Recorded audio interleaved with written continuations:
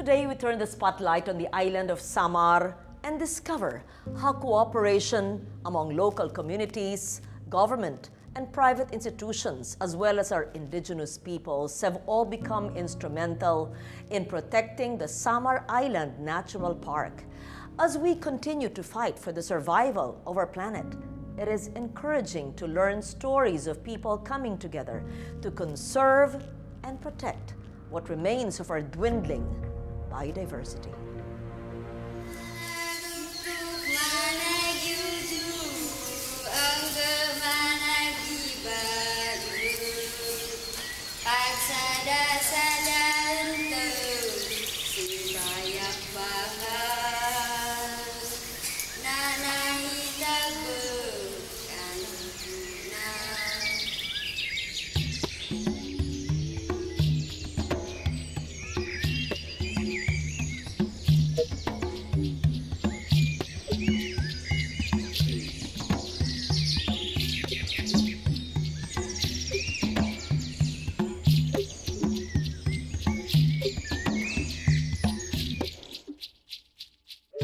From sturdy rock formations and calm waters to the harmonized colors of terrestrial plants and forest creatures, Mother Nature has a way of wrapping everything in her tender embrace. Now enjoying the spotlight of protection is the Samar Island Natural Park.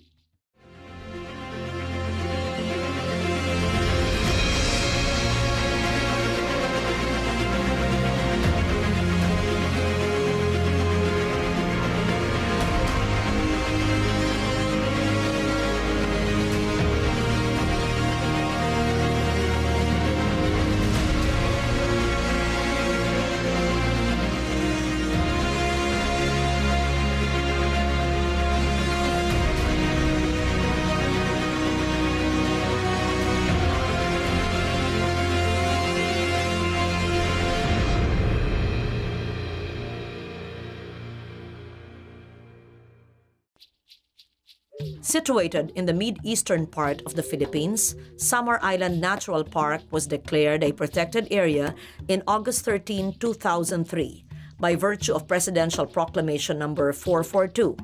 It is one of the 94 protected areas legislated pursuant to Republic Act 11038 or the expanded NIPAS Act of 2018, which I authored.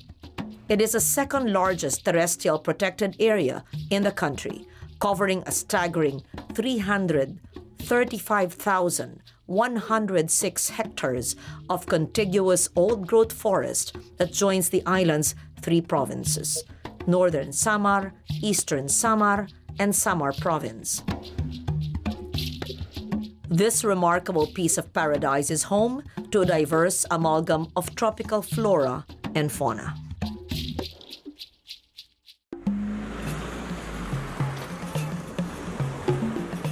Ang Samar Island Natural Park ay best ito madidescribe na isang lowland tropical rainforest. Dahil nga wala siyang mountain, ang pinakamataas na elevation niya is 800 plus lang. So technically speaking, wala talaga siyang mountain. Rainforest siya kasi ang forest niya is composed of dipterocarp. Dito makikita yung mga lawaan, apitong, nara. In terms naman po sa fauna, dito sa Samar, ito yung kauna-unahang area na nakita yung Philippine eagle, yung national bird po natin. Aside from that, dito din makikita yung Rafflesia, which is a parasitic na flower plant. Parasite siya kasi nabubuhay lang siya sa isang vine na very particular sa yan. Ang pangalan ng vine is Tetrastegma. So doon niya, makikita siya doon sa may Basay area. Yun lang ang nakita naming area within the Samar. Aside from that, nandito yung mga hornbills, yung tarik-tik hornbills, na ang ano niyan is Samarenses. Ang kanyang scientific is Penelopedes samarenses. So usually pag may Samarenses kasi, kikita mo lang siya dito sa area. Meron kaming Bisayan broadbill, Narito din yung mga iba't ibang raptors kagaya ng serpent eagle, mga buzzards, nandoon, mga sunbirds, and then mga flower peckers. Sa flora naman, dito yung mga giant ferns. The menagerie of life forms endemic to the Samar Island Natural Park is matched by its magnificent landscape, composed of 25 river systems, waterfalls, caves, and natural bridges scattered across its expanse. Most can be found in Basay, Paranas, and Sohoton, while some are yet to be discovered and explored.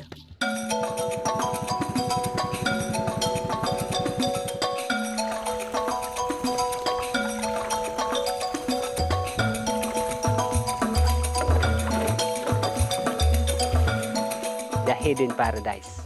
So Hidden Paradise kasi nga dahil nga sa dami ho nating caves and or yung mga tinatawag natin na natural resources na nandito sa Samar, example cave, beaches, waterfalls, and na hindi pa ho siya talaga na-introduce in public.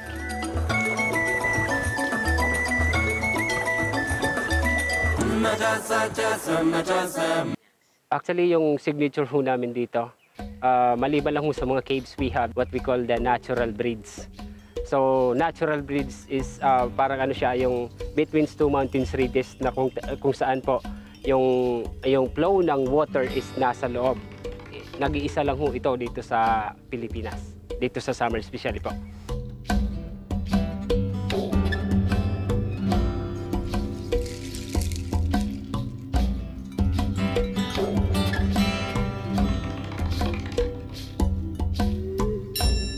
Largest karst in the Philippines, or kino-consider ho kasi yung Samar, or especially po the Samar Island Natural Park is ano po siya ma'am, the caving capital of the Philippines, kasi dito ho natin makikita yung isa sa pinakamalaking cave sa buong bansa po. So what we call the Langon-Gobingo Cave. So yung Langon-Gobingo Cave na yun is kung familiar ho tayo sa ano ma'am, sa football field. 3 football field, pwede ho natin ipasok yan doon sa loob, sa main chamber pa lang. So kung i-explore mo siya, pwede mo siyang i-explore 3 days and 2 nights sa loob ng cave.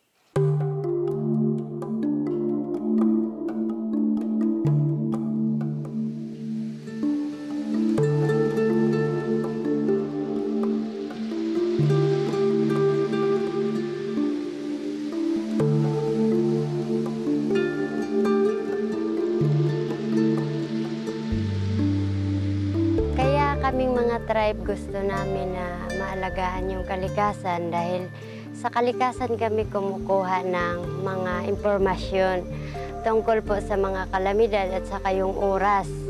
Kung ano ng oras ngayon, kasi yung mga tribo wala namang orasan yun.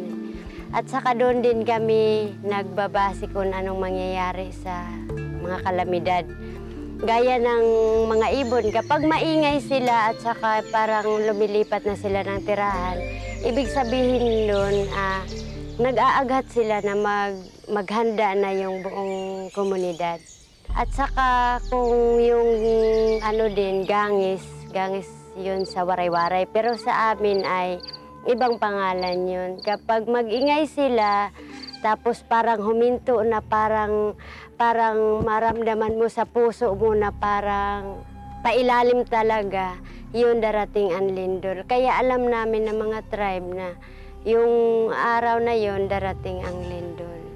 The blend of geographical wonders and biodiversity in Samar Island Natural Park has effectively placed it on the map of Philippine ecotourism. Curious adventurers and thrill-seeking tourists enjoy the park's enchanting caverns, refreshing water systems, and unique species of wildlife.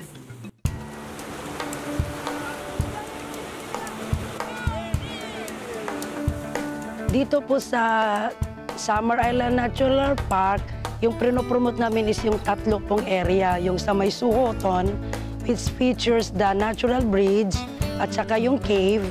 And then sa Calbiga, featuring yung Lulugayan Falls at saka Langon-Gobingo. At dito po sa may Paranas area, which the Samar Island Natural Park Central Headquarters located, is yung Torpedo Boat Ride po.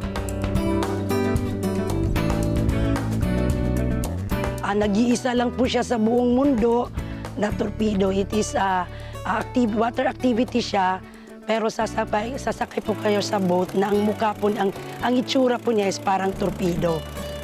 The activity will last for 4 hours. It's a 10.2 kilometer na magna-navigate po kayo ng Ulot River.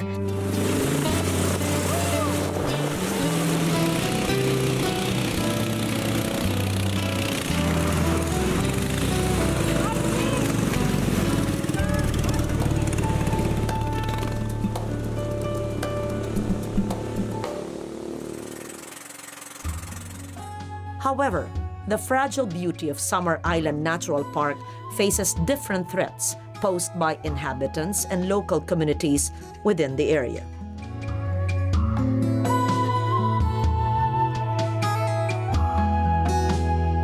The greatest threats that the park is facing today, actually the livelihood activities of the people living here in the park.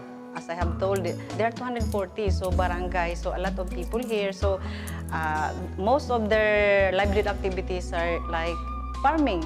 So they need the farming, kaingin making like that, then timber poaching. Some others are charcoal making. To totally protect the Samar Island Natural Park, we have the so-called Protected Area Management Plan, which have the 5 programs to address all these issues. So we have the Conservation Management Program, the Community-Based Ecotourism Management Program, which are how can we develop with our ecotourism destinations that will transform from this natural beauty of the park that will transform into livelihood opportunities unto the people. We have the Community-Based Management Outreach Program, which provide the tenurial instrument, security of tenure, to those upland communities which are tenured migrants. And then we have also the park is managed by the so-called Protected Area Management Board as the policy-making body of the park that will approve plans and proposal. So anything, development, whatever that will be implemented into the Samar Island Natural Park, it's the decision of the Protected Area Management Board.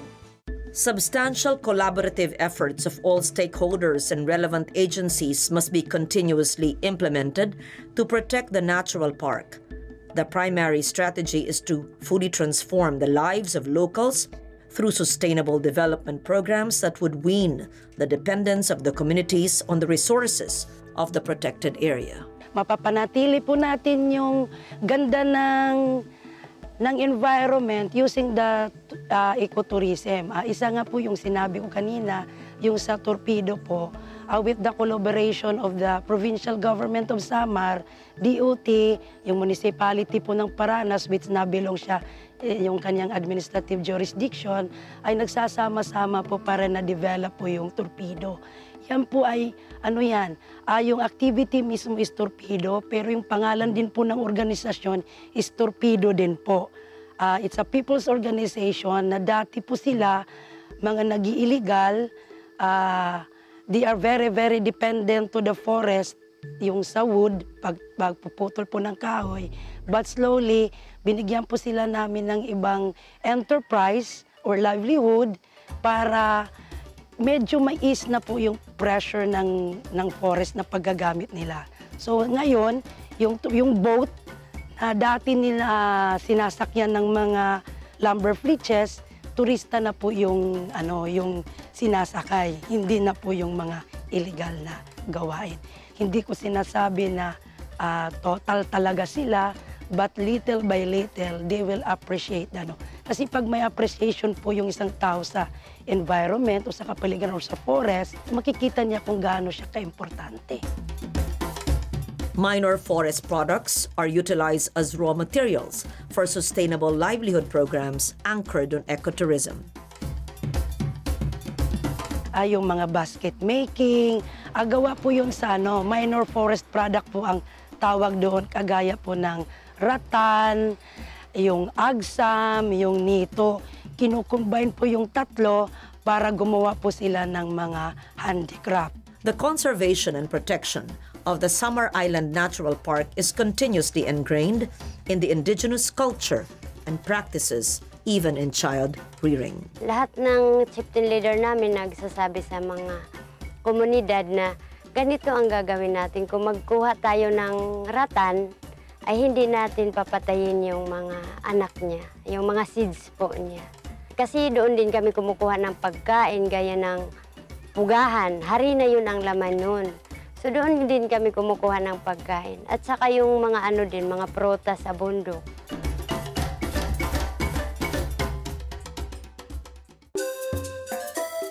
The task may be daunting, but when a treasured paradise is at stake, the people of Samar Island Natural Park are ready to accept the challenge. Ako po, nagkakandak po ako ng monitoring quarterly sa sinasabi naming BMS site. The BMS stands for Biodiversity Monitoring System. Ang ginagawa po namin, it's a 2-kilometer na transect line. Linilista po lahat ng makikita, maririnig na ibon, pati yung flora, pati yung mga tanim, important po na tanim. At tapos, iano yan siya, gagawan po yan ng report. Because it is a protected area by law, kailangan niyang protektahan. Pero kung ang DNR lang ang sasabing magprotekta, mahirap po. Kailangan po ng tulong ng LGUs, both the provincial and at iba pa pong ahensya, kasi even the community, pag-perform po ng mga people's organization na sila po ang katuwang namin para protektahan yung isang lugar. The grand forest that is Samar Island Natural Park has never been so alive. With this fragile piece of earth, the goal of conservation is a collective agenda day after day.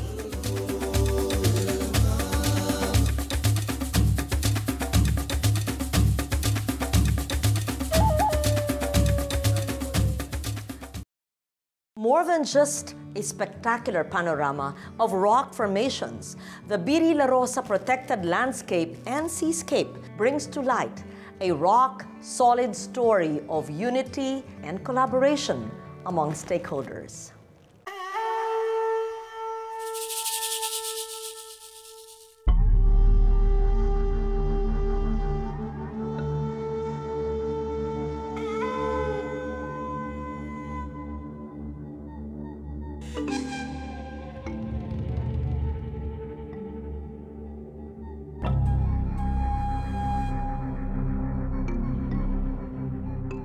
Fashioned by forceful winds and splashing waves, they are a silent testament to nature's artistic fury, carved over millions of years.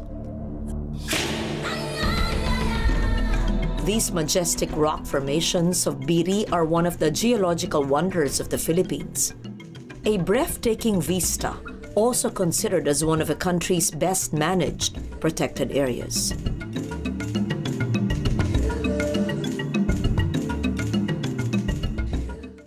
Undeniably one of the most photographed locales in the province, Biri and its rugged coastline of limestone cliffs is a natural magnet for tourists and adventure seekers.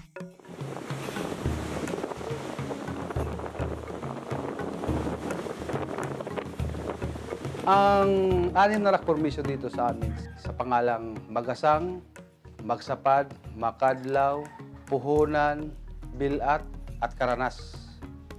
At kung titingnan mo, ang isla ng Biri ay napapalibutan siya talaga ng mga rock formation na tinuturing namin pumoprotekta sa aming isla.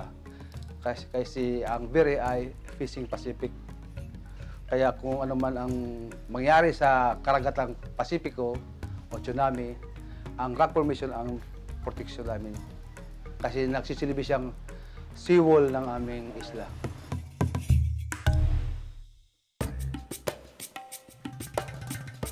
Ang isla ng Biri po ay unang-una nakilala siya noong sinut ang pelikulang Iisa pa lamang dito sa Biri na pinagbibidahan ni Richard Gomez at Sidon Zulueta noong 1992. Doon nakilala at nagsimula na makilala ang Biri sa buong Pilipinas hanggang sa buong mundo dahil sa pelikulang yun. The Biri La Rosa is a sought-after tourist destination in northern Samar, precisely because it is a key biodiversity area that has been proclaimed as a protected landscape and seascape in April 2000.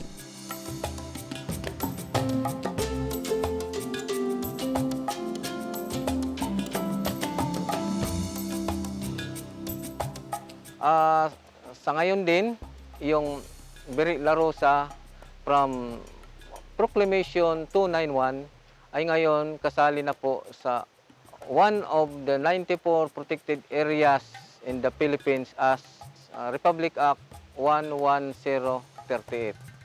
So yung sinasabing Expanded National Integrated and Protected Areas System. Una po yung Biri La Rosa ay complete po ng major ecosystem like mangrove, seagrass, fishes, corals, at saka mayroon po tayong wetland.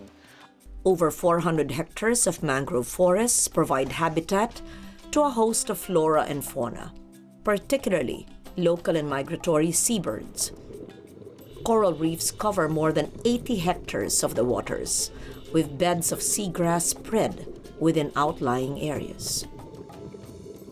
One finds quaint reef fish species such as the siganid, or rabbit fishes, locally danggit, in these waters. Dahil protected area ang Biri, nagipag-tie up kami sa Biri La Rosa, yung PAMBI, Protected Area Management Board na namamahala dito sa isla ng Biri.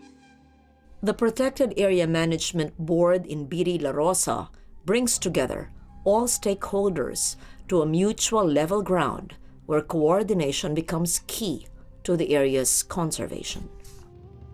Sa ngayon, ang PAMBI ay masigasig na pina-implement ang mga batas na kailangan sa isang deklaradong protected area kagaya ng Isla ng Biri. Malaking bagay po sa amin dito na kami ay isang tourist destination na iwasan na ang mga illegal na aktibidades dito. Isa sa naging malaking epekto siguro na nawala ang illegal fishing dito sa amin, sa bayan ng Biri. Noong magkaroon ako ng mga lumang speedboat na umiikot sa bayan ko. Kasi noon ang mga illegal fishermen walang nakakahuli kasi wala lamang mabilis na robo-responde. Sa ngayon, nung malaman nila na may speedboat ako, nawala ang mga nagtidilamita. Isa yun sa naobserbahan ko dito sa bayan ng Biri. Wala nang dynamite fishing na nangyayari dito. Sa ngayon, nag-stricto na ang PAMBI dito sa amin. Hindi ko na pinayagan ang malalaking construction kagaya ng mga road concreting na ginagawa ngayon dito sa isla namin.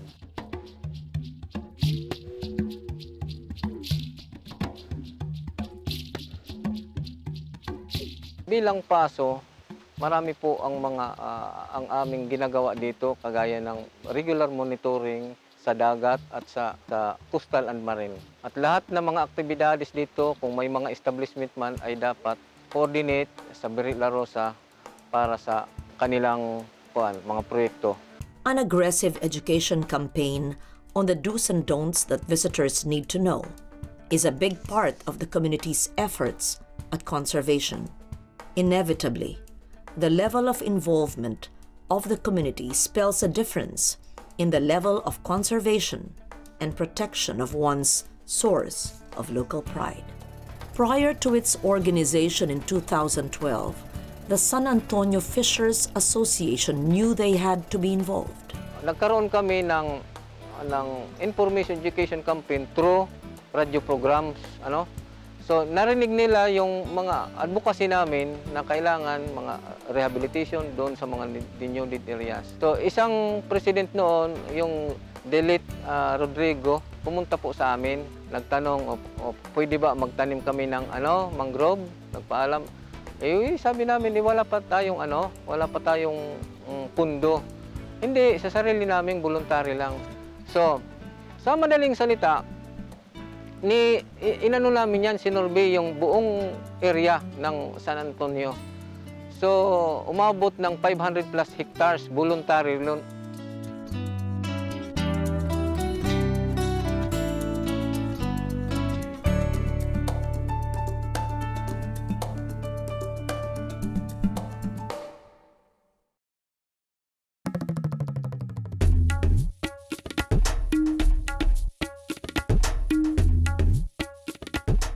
minsan mahirap, minsan enjoy naman. Kasi yung member namin, very cooperative naman sa asosasyon namin. Malaki yung naitutulong, malaki yung benepisyo na kaya nga kailangan pangalagaan yung protected area kasi ito ang nagpro-protect sa ating kapaligiran eh. Over the years, the association's focus evolved from protecting the mangroves to generating livelihood sources for its farmers and fishers. Mahirap man sa amin yung ginagawa na pagbabantay, pag-protect ng bakawan namin, pero nakakatulong naman. Kasi sa ngayon, may project kami doon sa gitna sa CBPM namin, araw-araw may duty kami doon. Kung sino ang gumagawa ng pamutol ng bakawan namin, pag naririnig ng pinupuntahan namin. Sama-sama kami sa pag-protect noon, hindi lang sa pag-protect kundi pagtatanim ulit sa mga purpagyo na namamatay. The same passion to conserve biri is shared by an allied group initiated by a Scottish national who fell in love with the island's coral reefs. Initiative, isa pong samahan ng biri. Project po namin, nagtatanim po kami ng corals. Kailangan natin alagaan kasi yung corals natin talagang mahalaga, maganda. Pag tinignan mo siya sa ilalim ng dagat, talagang makakit ka sa ganda niya. Lalo na pag maraming isda siyang nasa paligid.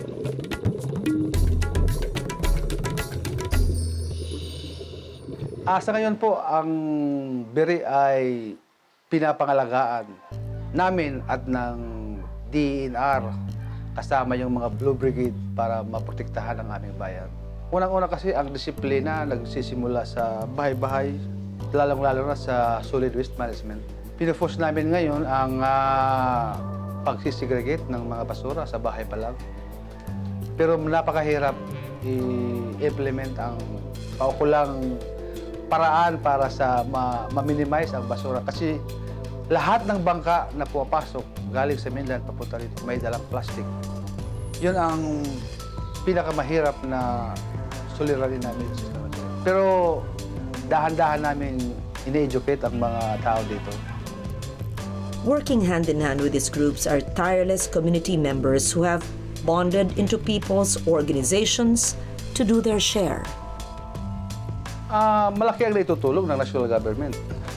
Lalo-lalo na nang ma-declare na protected area ang biri na pinadaan sa DENR ang pagpapa-implement ng mga batas. Isa na yun sa malaking tulong sa aming isla. Aware of their responsibility as protectors of biri, they embody the rock-solid strength and resilience in guarding the ecosystems that have long thrived in these islands. Northern Samar's greatest geologic pride is in rock-steady hands of protection. Biri La Rosa, protected landscape and seascape. Caring for our environment should be part of our everyday life. What happens inside our homes will have a big impact on what happens outside. It's about time that we take our stand. Our fragile earth is in our hands.